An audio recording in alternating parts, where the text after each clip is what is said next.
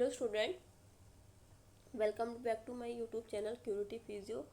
इस वीडियो में हम आज करेंगे थर्मोडायनेमिक्स और इक्विलिब्रियम के चैप्टर्स। ताकि जो वीडियो है ज़्यादा लॉन्ग ना हो, मैंने 11th क्लास के जो क्वेश्चंस हैं केमिस्ट्री के उसको 3 पार्ट में वीडियो में डिवाइड कर रखा है। पहली वीडियो में मैंने structure of atoms, periodic table और केमिकल बॉन्डिंग को कंप्लीट करा चुकी हूँ। उस वीडियो को आप जाकर जरूर देख लें। इस वीडियो में हम थर्मोडायनेमिक्स और इक्विलिब्रियम, और नेक्स्ट वीडियो में हम हाइड्रोजन, एस ब्लॉक और जीओसी, हाइड्रोकार्बन, इन चैप्टर्स को कंप्लीट करेंगे। चलिए स्टार्ट करते हैं पहले थर्मोडायनेमिक्स से, जिसमें कि फर्स्ट क्वेश्चन है a Coca Cola about 350 gram is cooled from 25 degree to 30 degree Celsius. What is the amount of heat transferred in a kilojoule. और जो हमें स्पेसिफिक हीट दे रखी है वो 4.18 जूल पर किलोग्राम डिग्री सेल्सियस दे रखी है। तो हमें जो हीट का फॉर्मूला है वो क्या होता है, delta Q is equal to M C delta T, जिसमें कि जो एम होता है वो मास होता है, सी स्पेसिफिक हीट कैपेसिटी और टी इज द टेम्परेचर। तो मास हमें यहाँ पे कितना दे रखा है, 350 ग्राम।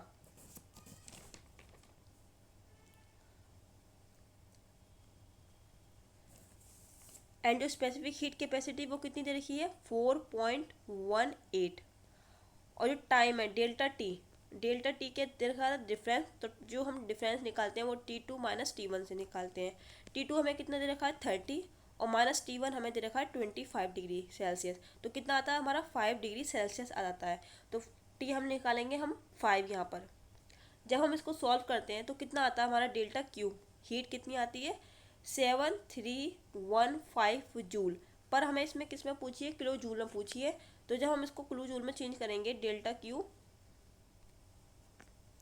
क्यू को 7315 जूल, तो हम इसको 1000 से डिवाइड कर देंगे। Delta Q is equal to 7.315 joule.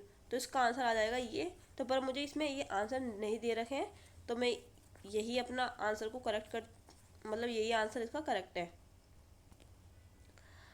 अब है the universe is an example of open system, close system, isolated system, none of the above. तो इसका आंसर हो जाएगा C, that is isolated system, जिसमें कि ना ही मैटर और एनर्जी को एक्सचेंज करते हैं। अब थर्ड क्वेश्चन देखते हैं। At constant temperature 1 mole of an ideal gas expand isothermally until its volume is double. What is the change in Gibbs free energy for the process? तो जो Gibbs free energy का formula होता है for isothermal और volume के लिए वो होता है delta G is equal to N R T L N V2 minus V2 upon V1।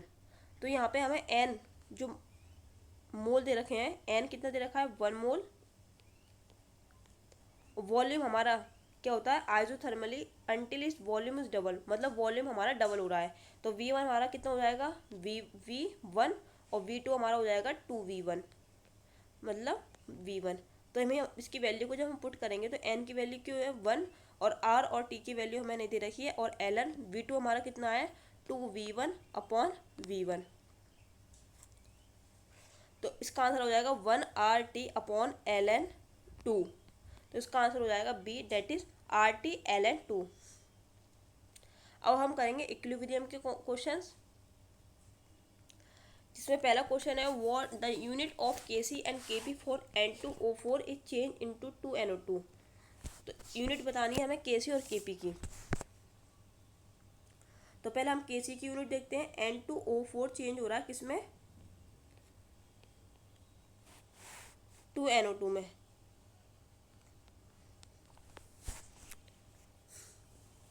और हम इसको सॉल्व करके निकालें Kc की यूनिट को।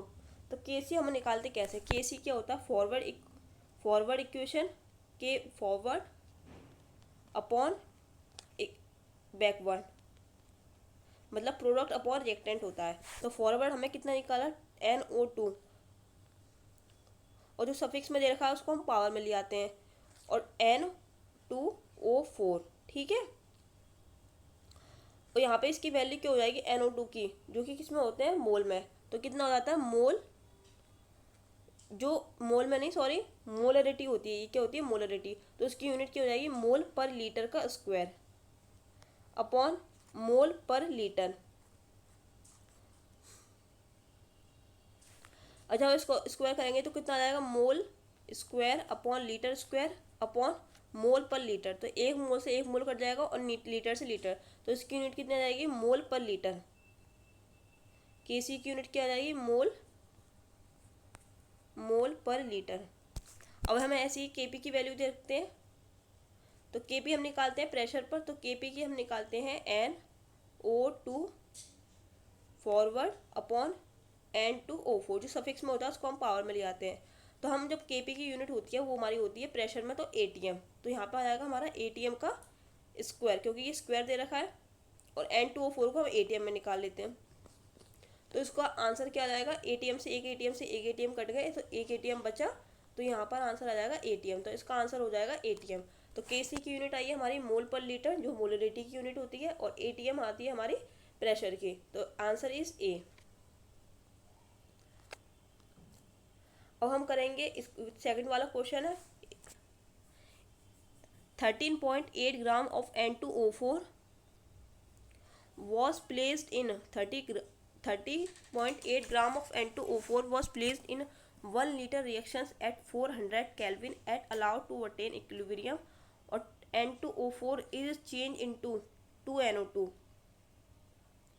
The total pressure at equilibrium was found to be 9.1 flow bar, मतलब जो टोटल प्रेशर है वो 9.15 बार है। द इक्विलिब्रियम कांस्टेंट हमें क्या बताना है, केसी बताना है हमें, of molecular mass of N2O4 वास। इक्विलिब्रियम पे हमें क्या बताना है, केसी की वैल्यू बतानी है। तो केसी हमारा क्या होता है, फॉरवर्ड मतलब NO2 की पावर 2, जो सफिक्स में होता है उसको हम पावर में ले लेते हैं, और N2O4। पहले हमें जो जो चीज़ें यहाँ पर दे रखी हैं पहले हम उसको लिख लेते हैं। तो मास ऑफ N2O4 लिख रहा है, वो कितना दे रखा है हमारा 13.8। वॉल्यूम हमें कितना दे रखा है हमारा 1 लीटर।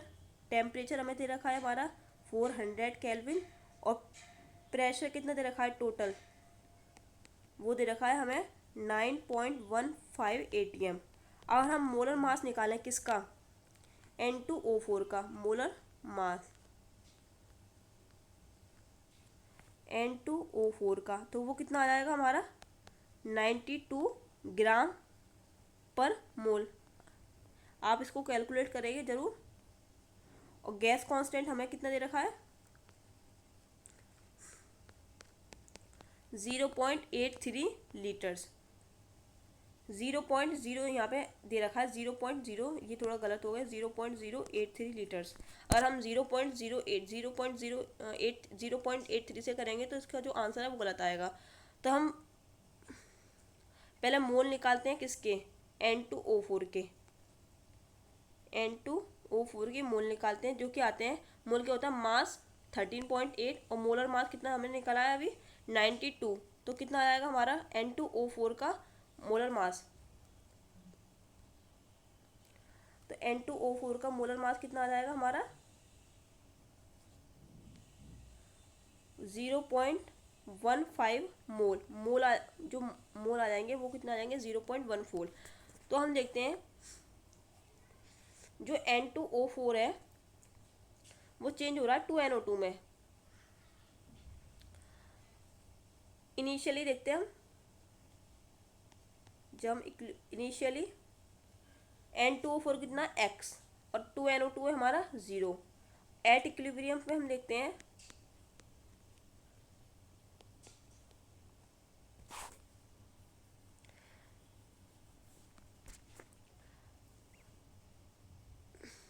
इक्विलिब्रियम पे देखते हैं हम, तो जो मोल हैं किसके N2O4 के कितने हैं 0.15, चेंज हो गए हैं, कम हो गए हैं, और किस में चेंज हो गए हैं N2NO2 में। तो वो कितना हो जाएगा NO2 2X, ये हो जाएगा। तो हम टोटल मोल देखते हैं, N टोटल देखते हैं, N टोटल एट इक्विलिब्रियम पे वो कितने हो जाएंगे हमारे 0.15 माइनस एक्स प्लस 2X, कितना हो जाएगा जब हम इसको सॉल्व करेंगे तो 0.15x हो जाएगा हमारा। ठीक है, ये आपको रखना है याद। तो जो हमारे मोल आ गए टोटल वो कितने आ गए 0.15 प्लस एक्स। आप इसको अपनी एक कॉपी में लिख लीजिए ज़रूर। एन टोटल हमारे कितने आ गए, हमारे 0.15 प्लस एक्स आ गए। अब हमें मालूम है, अब हमें निकालना है एक्स की वैल्यू फाइंड करनी है, कितनी हो जाएगी यहाँ पर। तो एक्स की वैल्यू फाइंड करने के लिए हमें पहले एक P V is equal to N R T, आपको याद है गैस इक्वेशन। तो हम यहाँ पे पहले क्या करेंगे, एक्स की वैल्यू करेंगे पुट। तो पी की वैल्यू कितनी दे रखी है, पी टोटल की वैल्यू 9.15 और वॉल्यूम कितना दे रखा है 1 इज इक्वल टू, और एन की वैल्यू हमने निकाली यहाँ पे 0.15 प्लस एक्स, और आर की वैल्यू कितनी दे रखी है 0.083 इंटू टेम्परेचर हमारा कितना दे रखा है 400 केल्विन। जब यहाँ पे हम सॉल्व करेंगे तो जो एक्स की वैल्यू आती है हमारी वो कितनी आती है 0.1256 मोल आती है। अगर हम इसी एक्स की वैल्यू को के सी की वैल्यू, हमने जब के सी स्टार्टिंग में फाइंड किया था कितना आया था हमारा के सी आया था के फॉरवर्ड कितना आया था 2NO2 की पावर स्क्वायर अपॉन N2O4। तो जब हमने इक्विलिब्रियम पे वैल्यू निकाली थी तो NO2 की कितनी आई थी 2x का स्क्वायर, और N2O4 की कितनी आई थी हमारी 0.15 माइनस के x। जब यहाँ पे हम x की वैल्यू पुट करते हैं तो कितना आ जाता है हमारा के सी आ जाता है हमारा आता है हमारा 2.159 मोल पर लीटर। यूनिट कितनी होती है केसी की, मोल पर लीटर, और केपी की यूनिट अभी बताई थी कितनी होती है एटीएम, क्योंकि केपी जो होता है प्रेशर में निकालते हैं और प्रेशर की यूनिट होती है हमारी एटीएम। तो अगर इसको ये वाला क्वेश्चन आपको एक बार में देखने में समझ में नहीं आया है तो आप दूसरी बार में वीडियो में इसको देख सकते हैं। अब हम करेंगे रिडॉक्स रिएक्शन के question. Which of the following species does not show disproportional reactions, ClO minus Cl2O minus ClO3 minus ClO4 minus. तो ClO डिस्प्रोपोर्शनल रिएक्शन के लिए पहले हम इसकी ऑक्सीडेशन स्टेट को निकालेंगे, यहाँ पर किसके, क्लोरीन की। तो क्लोरीन की जो ऑक्सीडेशन स्टेट है तो पहले जिसकी निकाली है हम उसको x मान लेते हैं, x माइनस, और क्लोरीन ऑक्सीजन की ऑक्सीडेशन स्टेट कितनी होती है -2, और जो पावर में होता है हम उसको इक्वल में लिखते हैं -1। तो यहाँ से x की वैल्यू ClO माइनस की वैल्यू से कितने आ जाती है x इज इक्वल टू 1। ऐसे ही हम ClO2 माइनस की निकालते हैं तो क्लोरीन की निकालेंगे उसको हम x मान लेंगे। ऑक्सीजन की कितनी दे रखी है -2, और जो ऑक्सीजन है वो 2 बार दे रखा है, जो पावर में होता है हम उसको इक्वल में लिख लेते हैं -1। तो यहाँ से जो ऑक्सीजन की कितनी आ जाएगी x माइनस +4 -1, तो x इज इक्वल टू -,